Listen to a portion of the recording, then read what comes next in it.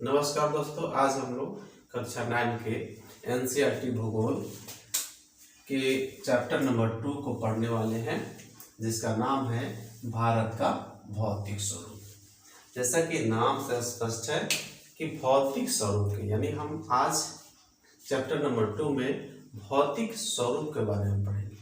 तो भौतिक स्वरूप होते क्या है? तो जिसे हम अपनी आंखों से देखकर, छूकर महसूस कर सके, वह भौतिक। भारत विविधताओं का देश है। भारत का विस्तार पिछला अध्याय में हम लोगों ने पढ़ा कि भारत का क्षेत्रफल कितनी है, इसकी लंबाई कितनी है, चौड़ाई कितना है। तो इन इतने लंबाई चौड़ाई होने के बावजूद भी इनमें बहुत सारे विविधताएं हैं। तो विविधताएं हैं, कहीं पर्वत है, कहीं पठार है, कहीं समतल मैदान है, कहीं झील है, कहीं द्वीप हैं। इन सभी को भूगोल में भौतिक स्वरूप कहा गया है। यानी आज हम लोग पर्वत, पठार, मैदान, झील, इन सारी आकृतियों को पढ़ेंगे। यानी भारत की जितनी भी आकृतियां हैं, पर्वत, पठार, मैदान, समुद्र तट, इन सभी को हम लोग पढ़ेंगे, इनके विशेषताओं को पढ़ेंगे। तो आइए देखते हैं कि भारत को भौतिक स्वरूप के आधार पर कितने भागों में बांटा गया है। तो भारत के एनसीईआरटी के अनुसार, आपके क्लास 9 के अनुसार, एनसीईआरटी के अनुसार भौतिक स्वरूप को, जो भारत के भौतिक स्वरूप है, वो 6 भागों में बांटा गया है। एनसीईआरटी आपको कहता है कि 6 भाग। बहुत सारे ऐसे बुक हैं जिसमें 5 भाग का वर्णन किया गया है। तो वो बहुत बड़ा चीज नहीं है, आप पढ़िएगा तो खुद समझ जाइएगा कि 5 भाग होगा कि 6 भाग होगा। तो पहला हम भाग लेते हैं। पहला जो भाग है, उस पहला को उत्तर का पर्वतीय भाग कहा गया है। यानी उत्तर का पर्वतीय भाग आप यहाँ देख रहे हैं, ये जो आकृति देख रहे हैं, जम्मू कश्मीर, लद्दाख, जम्मू कश्मीर, ये आपका उत्तराखंड हो गया, हिमाचल प्रदेश हो गया। इससे आप सिक्किम आएंगे, सिक्किम का अरुणाचल प्रदेश, इधर त्रिपुरा, मिजोरम, नागालैंड, जितने भी ये जो आकृति बनाया गया है, इस तरह की आकृति बनाए गए हैं मानचित्र में, भारत के मानचित्र में, वो सब के सब उत्तर का पर्वतीय भाग है। यानी उत्तर के पर्वतीय भाग में हम हिमालय के बारे में पढ़ेंगे। उत्तर में जो विशाल पर्वत हिमालय हैं, इसके बारे में, इसकी विशेषताओं के बारे में पढ़ेंगे, इसके बनावट के बारे में पढ़ेंगे, इसके विस्तार के बारे में पढ़ेंगे। दूसरा आता है जिसका नाम है, दूसरा है उत्तर का विशाल मैदान। उत्तर का विशाल मैदान,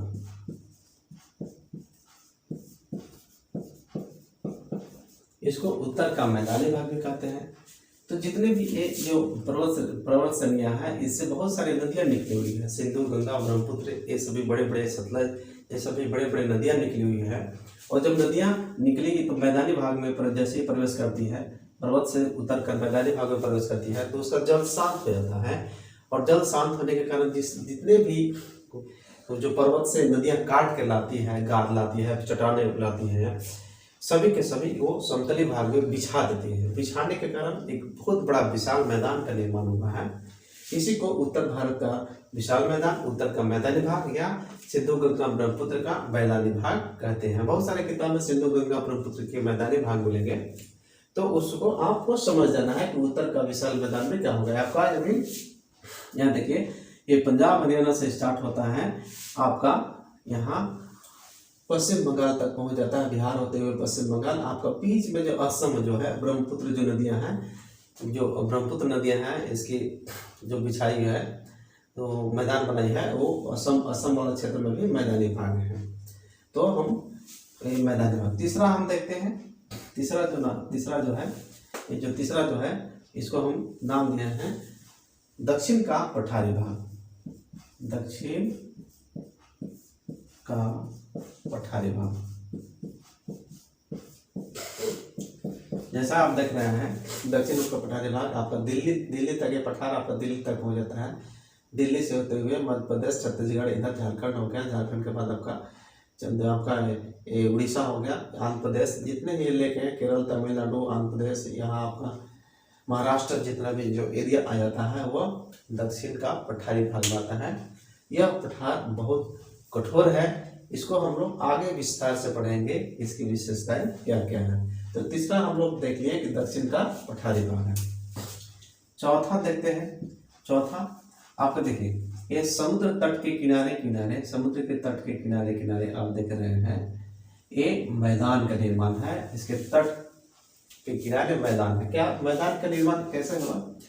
बहुत सारे नदियां समुद्र तट में गिरती है, गिरने के पहले अपने तट पर बहुत सारे गाद बिछा देती है, जिसके कारण मैदान का निर्माण हो गया है। आप दोनों तरफ देख रहे हैं, इस तरफ ज्यादा है, इस तरफ कम है, मैदान का निर्माण हुआ है। इसी को हम लोग कहते हैं तटीय मैदान। तटीय मैदान।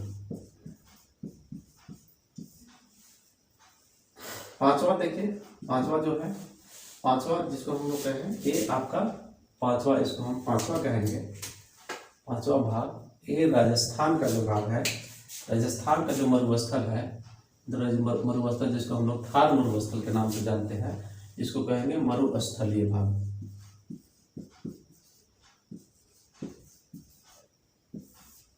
मरुस्थलीय भाग यानी थार मरुस्थल के बारे में पढ़ना होगा। छठा जो है, छठा देखिए, यहाँ अंडमान निकोबार द्वीप समूह है, ये अरब सागर है। तो अंडमान निकोबार द्वीप समूह, अरब सागर के अलावा भी छोटे छोटे बहुत सारे भारत में द्वीप है, इसी को छठा नाम दिया गया है, जिसका नाम है द्वीप समूह।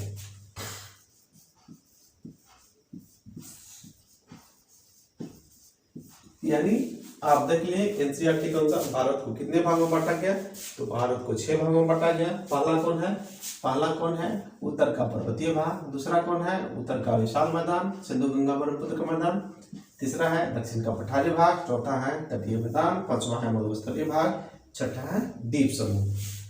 अब हम लोग इसको बारी बारी से डिटेल में पढ़ते हैं, एक एक करके आपको अध्ययन करना होगा। इसमें इतना ही बातों का जिक्र किया गया है इस चैप्टर में, भौतिक स्वरूप में इतने ही बातों का वर्णन किया गया है। क्या जो यदि आप विस्तार पूर्वक पढ़ेंगे तो आपको बहुत ज्यादा समय लग जाएगा, लेकिन आपको हम एनसीईआरटी से कुछ ज्यादा बताएंगे, क्योंकि एनसीईआरटी में बहुत कम बताया गया है। यदि उतना बताते हैं तो आपका कंसेप्ट क्लियर नहीं होगा, तो हम इतना आपको बताएंगे ताकि एनसीईआरटी भी कवर हो जाए आपका और आपका कंसेप्ट भी क्लियर हो जाए। इसलिए यह वीडियो 2-3 भागों में होगा। भारत के भौतिक स्वरूप, फिजिकल फीचर्स ऑफ इंडिया 2-3 भागों में होगा, इसलिए आप ध्यानपूर्वक अध्ययन कीजिएगा, आप बिल्कुल समझ जाइएगा।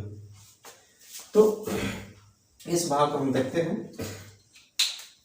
उत्तर का पर्वतीय भाग को देखते हैं। तो उत्तर का पर्वतीय भाग, सबसे पहले हम उत्तर के पर्वतीय भाग का मानचित्र बना लेते हैं, तब आपको हम हिमालय पर्वत के बारे में बताते हैं। इस तरह से आपको हिमालय पर्वत बनकर तैयार है।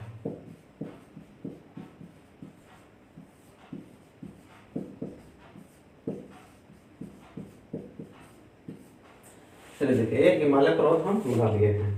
अब इसकी हम विशेषता देखते हैं हिमालय पर्वत की। तो कहते हैं पहला जो आपका एनसीईआरटी का जो पॉइंट है, एनसीईआरटी में कहता है कि हिमालय भौगोलिक रूप से युवा अवस्था है। यानी हिमालय का जो बनावट है उसके अनुसार यह युवा अवस्था है, अभी प्रौढ़ावस्था में नहीं आया है, युवा अवस्था में। युवा अवस्था कहने का मतलब हुआ इसकी लंबी लंबी चोटियां हैं, लंबी लंबी घाटियां हैं, जितने भी नदियां बह रही है बहुत तेजी से बहती है, इसकी प्राकृतिक बनावट बहुत पुराना नहीं है, इसकी युवा कह सकते हैं।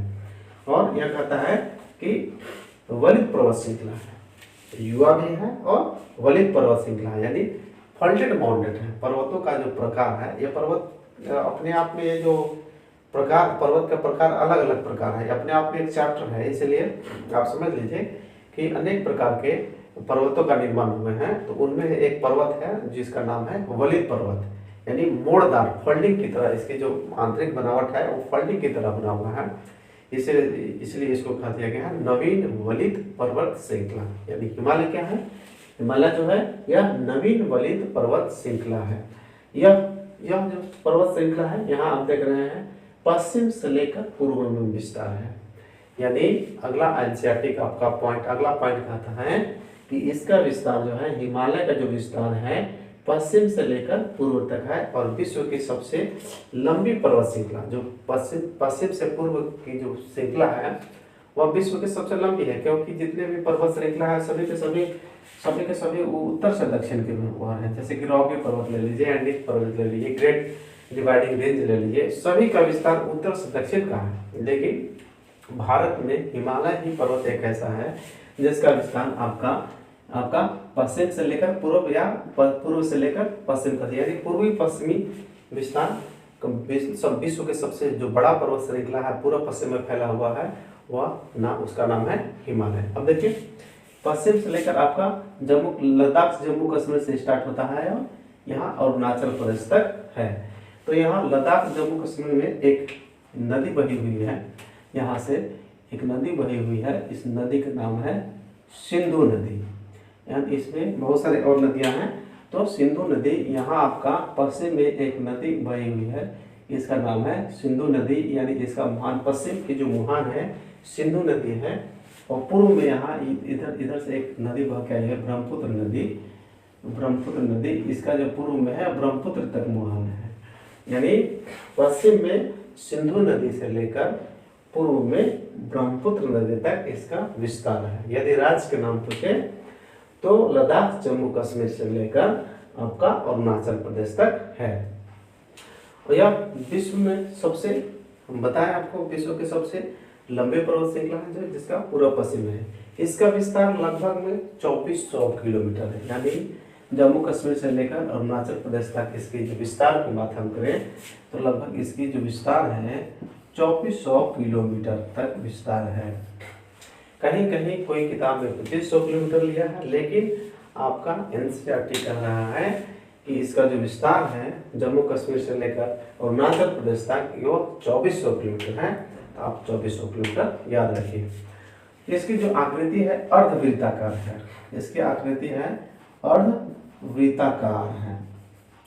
अर्धवृत्ताकार कैसे हुआ आप देख लीजिए, इस तरह की आकृति है, इसकी जो आकृति बन रही है इस तरह के बन रही है, यानी इसको पूरा कंप्लीट कर देंगे तो वृत्त बन जाएगा। तो वृत्त के आधा है, इसलिए इसको कहा गया है अर्धवृत्ताकार। यानी हिमालय की जो आकृति कैसी है अर्धवृत्ताकार है। इसको हम धनुषाकार भी कह सकते हैं। देखिए धनुष की तरह है, यहाँ रस लगा दीजिए, यहाँ रस लगा दीजिए, धनुष बना जाएगा।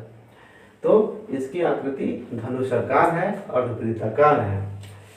इसकी पश्चिम में चौड़ाई ज्यादा है और पूर्व में चौड़ाई कम है। इसका क्या कारण है आप समझ लीजिए। ये जो पश्चिम में इसकी चौड़ाई है वो ज़्यादा है और पूर्व में कम है। जिसके कारण देखिए हम आपको बनाए हैं 3 हिमालय जो पर्वत बनाए हैं, इधर लाके सट गया है, पूरब साइड में अरुणाचल प्रदेश के नज़दीक लाकर सट गया है। इधर देखिए दूर दूर है, इसलिए इसका आप जान लीजिए कि इसका पश्चिम में जो विस्तार है ज़्यादा है और पूर्व में कम है। इसलिए पूर्व की जो इसकी चौड़ाई है जम्मू कश्मीर में जो चौड़ाई है लगभग 400 किलोमीटर है।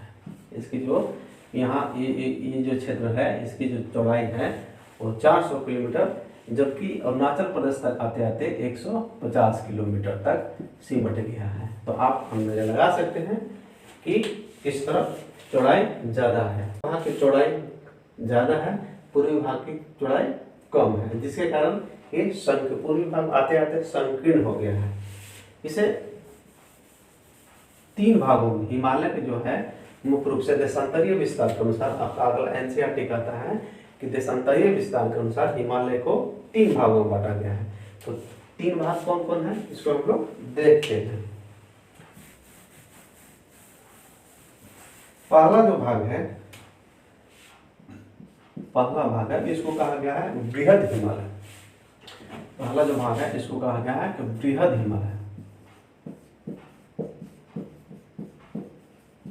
बृहद हिमालय या महान हिमालय, ये जो देख रहे हैं हम रेड कलर के जो आकृति बनाए हैं, यहाँ आप देख रहे हैं, इसको मिटा दिए, नदी था, ये जो आकृति देख रहे हैं यहाँ से लेकर यहाँ तक ये जो आकृति बनाए हैं तो हिमालय के पहला भाग है जिसका नाम है बृहद हिमालय। दूसरा भाग को कहा गया है लघु हिमालय। दूसरे भाग को कहा गया है लघु हिमालय। और तीसरा भाग को कहा गया है, देखिए आपको लघु हिमालय बना दिया है। ये जो आकृति है बीच बीच में कटा फटा है, लघु हिमालय लगातार नहीं है। इसके बाद यहाँ तक लाके ये इसी में बृहद हिमालय में ही सिमट गया है, इसको लघु हिमालय कहें। और तीसरा जो कहा गया है इसको कहे हैं शिवालिक।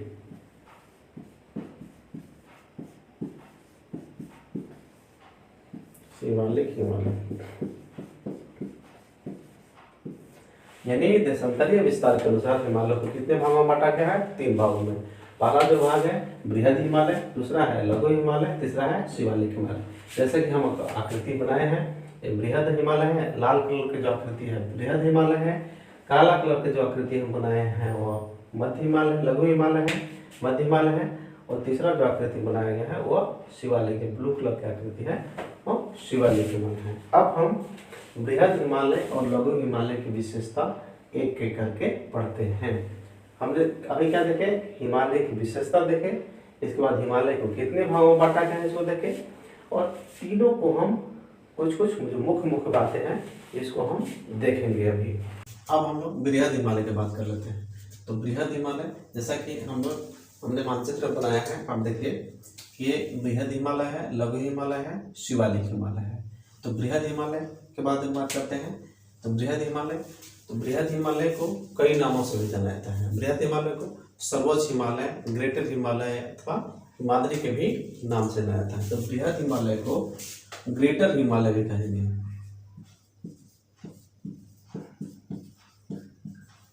ग्रेटर हिमालय क्यों कहेंगे? क्योंकि सबसे बड़ा हिमालय है।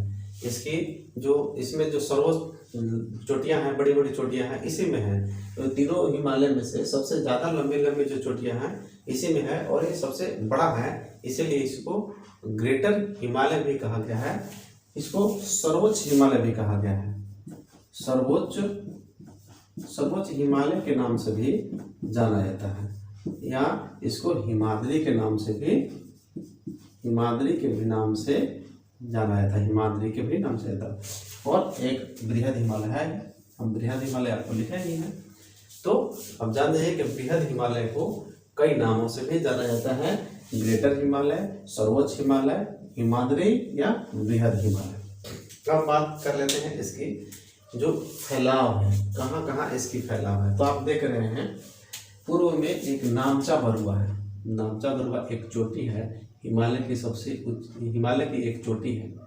हिमालय की एक चोटी का पूर्व में, अंतिम जो पूर्व में है, इसका नाम है नामचा बरुआ।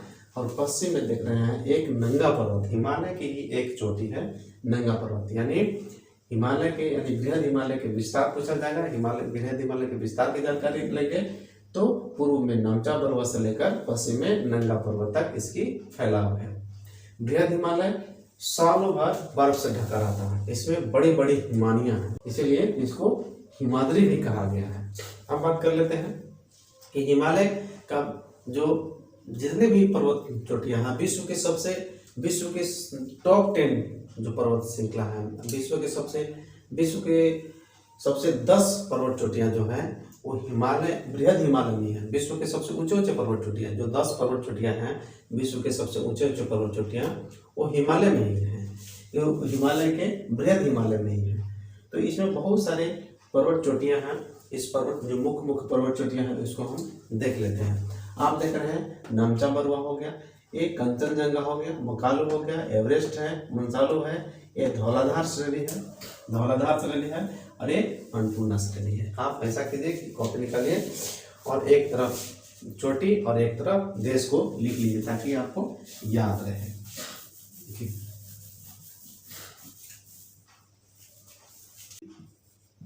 चोटियां और एक तरफ लिखते हैं देश, कौन से देश में है।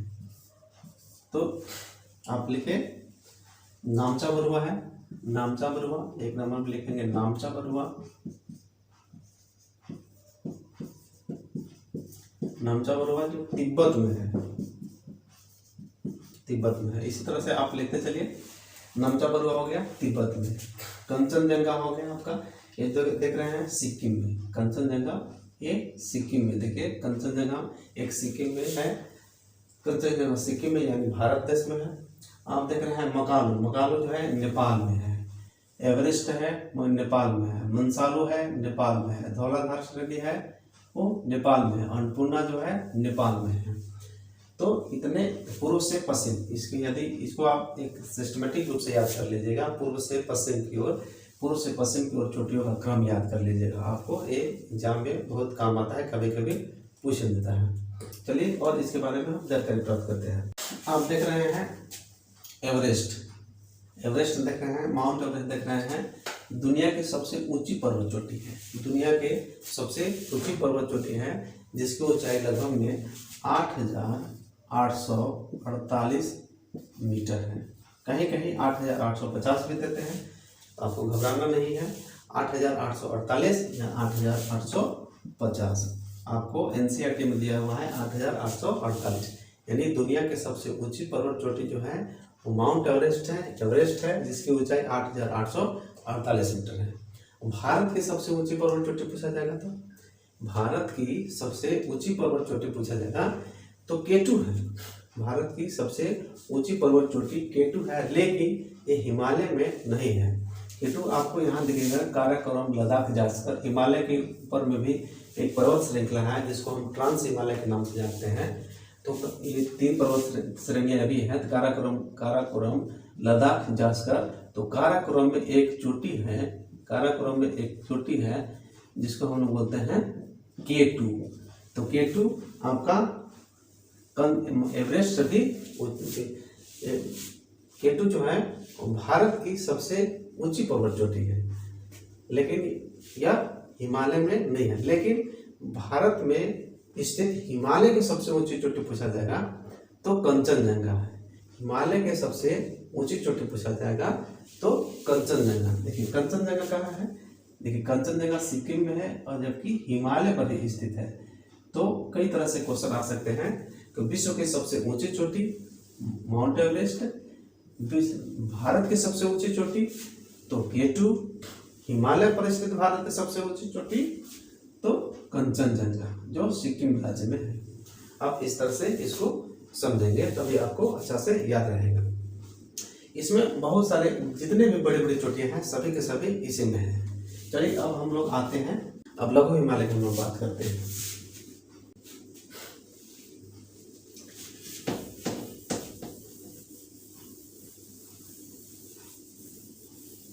बृहद हिमालय को हमने देखा, इनकी पर्वत चोटियां देखा, बड़े बड़े हिमालय हैं, इसको हम देखे।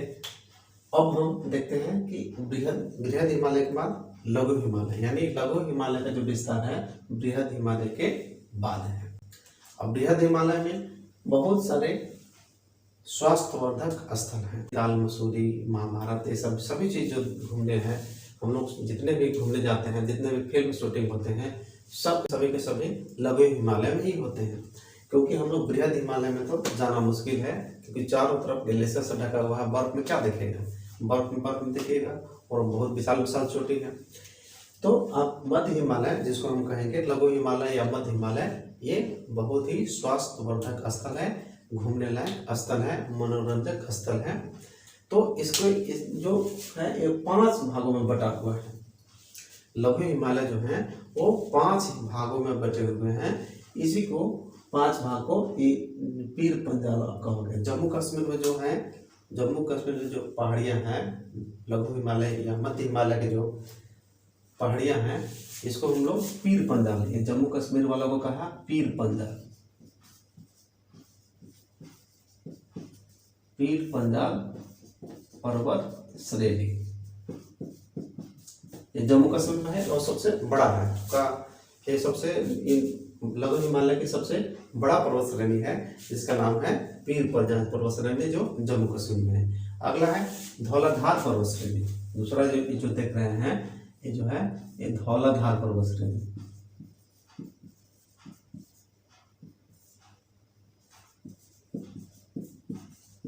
जिसको धौलाधार पर्वत श्रेणी कहा गया है, और धौलाधार पर्वत श्रेणी को हिमालय श्रेणी, हिमाचल श्रेणी भी कहा जाता है। अब हिमाचल श्रेणी क्यों कहा जाता है, क्योंकि धौलाधार श्रेणी का पूर्ण रूप से जितने भी विस्तार है वो सब के सब हिमाचल प्रदेश में ही है, इसलिए इसको हिमाचल श्रेणी भी कहा जाता है और धौलाधार पर्वत श्रेणी भी कहा जाता है। अगला है मसूरी पर्वत श्रेणी, जो उत्तराखंड राज्य में है, इसको हम लोग इसको कहा गया है मसूरी पर्वत श्रेणी। इसके बाद एक आप नेपाल में आ जाइए। नेपाल में इसको महाभारत पर्वत श्रेणी है, इसके बाद ये आ जाइए नागदीपा, नागदीपा पर्वत श्रेणी।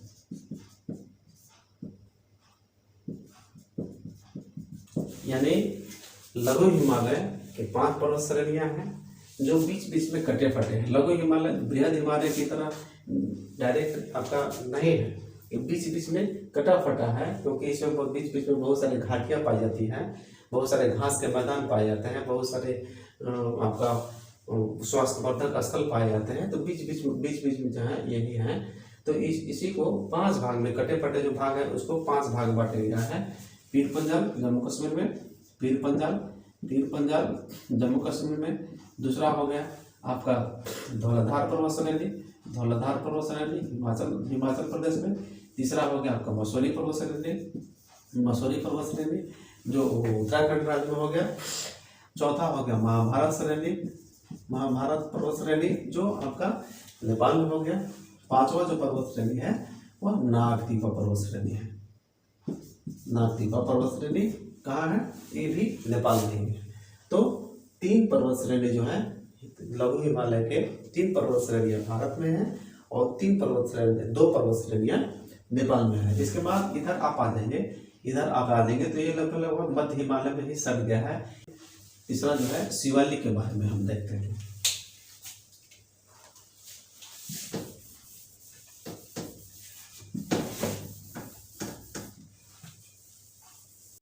अब हम बात करते हैं शिवालिक हिमालय की। शिवालिक हिमालय देखिए, शिवालिक हिमालय का विस्तार इस तरह से है।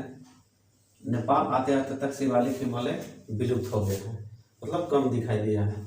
यहाँ आपको बृहद हिमालय और मध्य हिमालय में लगभग में ये मिल गया है। नेपाल के बाद धीरे धीरे छोटे छोटे रूप में ये अरुणाचल प्रदेश में दिखाई दिए हैं, जिसको अलग अलग नामों से जाना जाता है। तो अरुणाचल प्रदेश में इसको कई अलग अलग नाम से चार पहाड़ियाँ हैं। यानी शिवालिक हिमालय की विस्तार जो है जम्मू कश्मीर से लेकर आपका नेपाल तक है, नेपाल की कोसी नदी तक है। यहाँ कोसी नदी है, कोसी नदी के बाद इसकी विस्तार लुप्त हो गई है। ये छोटे छोटे पहाड़ियों के रूप में दिखाई दिया है।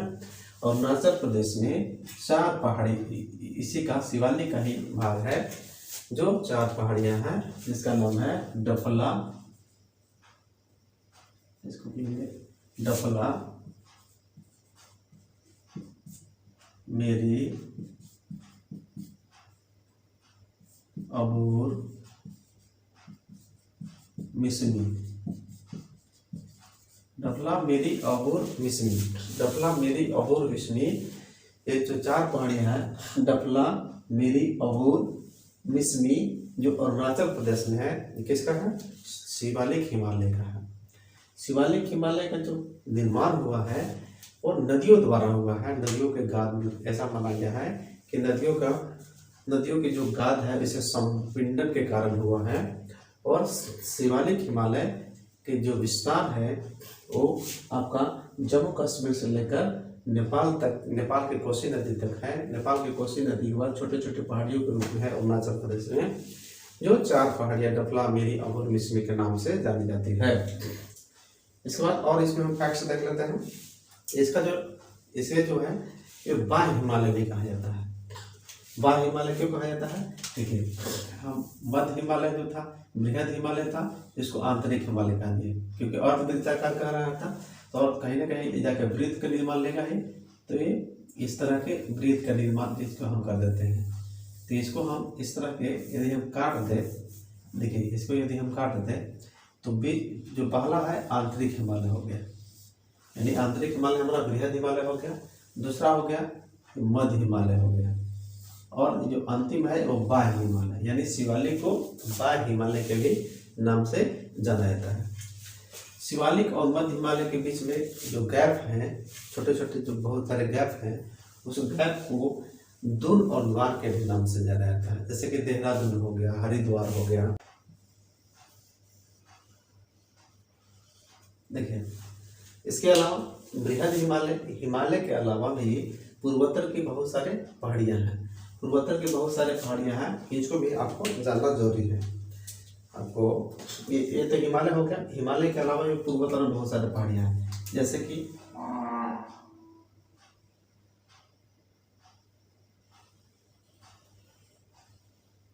ये मिजोरम हो गया, तो मिजोरम हो गया तो इसको मिजो की पहाड़ी कहा गया है।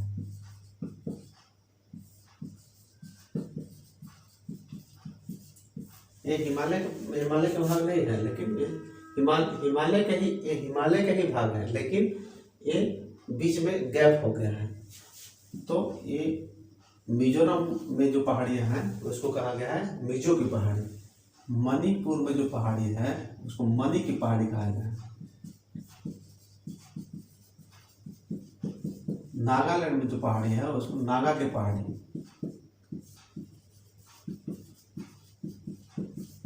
और अरुणाचल प्रदेश में जो पहाड़ी है उसको कहा गया पटकोई बूम।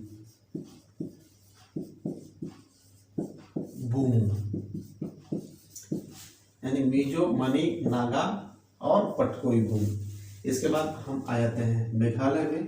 तो मेघालय में भी छोटे छोटे पर्वत श्रेणियां हैं जिसका नाम है गारो खासी जयंतिया। गारो खासी जयंतिया, गारो खासी जयंतिया। मेघालय में 3 पहाड़ियां हैं जो हिमालय का एक नहीं है।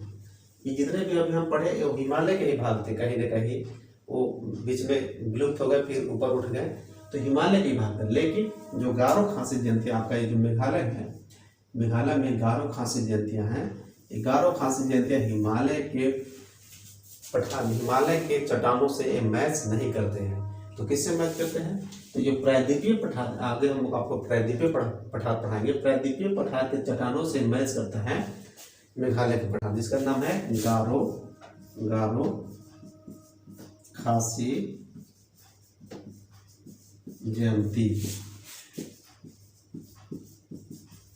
जयंतियाँ। अब जब मेघालय की राजधानी शिलोंग है। मेघालय की राजधानी शिलोंग है। शिलोंग खासी पर ही है।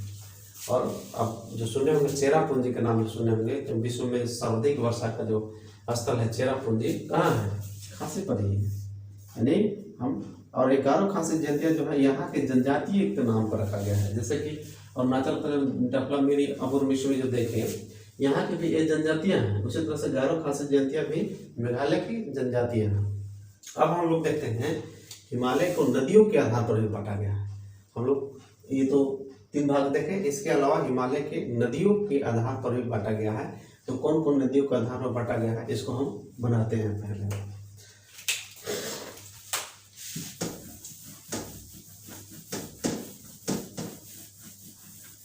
पहले कि भारत को यानी हिमालय को नदियों के आधार पर बांटा गया है। तो हिमालय की नदियों के आधार पर कौन कौन से बांटा गया है इसको देखते हैं। आपको बताएं, यहाँ ये है, इसको सिंधु नदी, यहाँ से निकली हुई है सिंधु नदी। यहाँ सिंधु नदी ये पाकिस्तान में प्रवेश कर जाती है। इसके बाद इसी के नज़दीक से लगभग निकली हुई है सतलज नदी। ये हो गया सिंधु नदी, ये हो गया सतलज नदी। तो सिंधु और सतलज के जो बीच का जो हिमालय पड़ता है उसको कश्मीर हिमालय कहते हैं।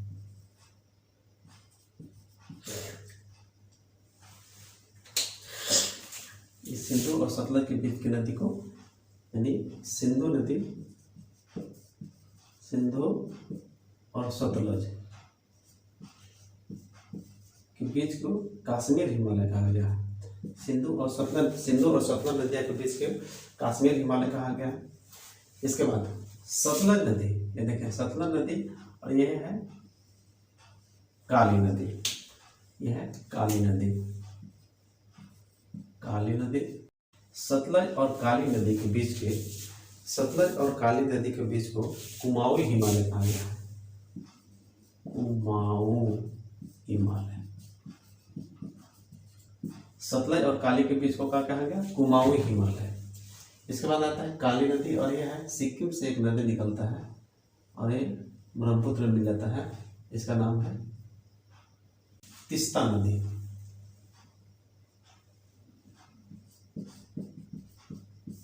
सिक्किम से एक नदी निकलता है, उसका नाम है तीस्ता नदी। तो काली नदी और तीस्ता नदी के बीच में देखिए नेपाल पड़ता है, इसलिए इसका नाम रखा गया नेपाल हिमालय। और यहाँ देखिए यहाँ से निकलता है एक बहुत बड़ी नदी निकलती है, उसका नाम है ब्रह्मपुत्र नदी। जो असम में ब्रह्मपुत्र नदी असम में दिहांग के नाम से जानी जाती है। ब्रह्मपुत्र नदी को ही असम में दिहांग कहा जाता है। तो आपका एनसीईआरटी में दिहांग लिखा हुआ है, तो दिहांग कोई नदी नहीं है, ब्रह्मपुत्र को स्थानीय नाम के अनुसार दिहांग कहते हैं। तो दिहांग नदी यहाँ लिखा हुआ है, दिहांग नदी, और आपका ये हो गया तीस्ता नदी के बीच के जो नदी है उसको हम लोग असम हिमालय कहते हैं, असम हिमालय। तो देख लीजिए फिर से एक बार हम लोग देख लेते हैं। सिंधु नदी यहाँ से निकल रही है, सिंधु नदी और सतलज नदी। सिंधु नदी और सतलज नदी के जो बीच का जो हिमालय आता है उसको हम लोग कश्मीर हिमालय कह दिए, कश्मीर हिमालय कह दिए। इसके बाद सतलज नदी और काली नदी, सतलज नदी और काली नदी के बीच के जो क्षेत्र बनता है उसको कुमाऊं हिमालय कह दिया। इसके बाद है काली नदी और तीस्ता नदी, काली नदी और तीस्ता नदी ये नेपाल का एरिया है, इसलिए इसको नेपाल हिमालय कह दिया गया। इसके बाद है ये तीस्ता नदी और असम के ब्रह्मपुत्र जो है दिहांग जिसको कहते हैं, इसके बीच की जो नदी है उसको हम लोग बोलते हैं असम हिमालय।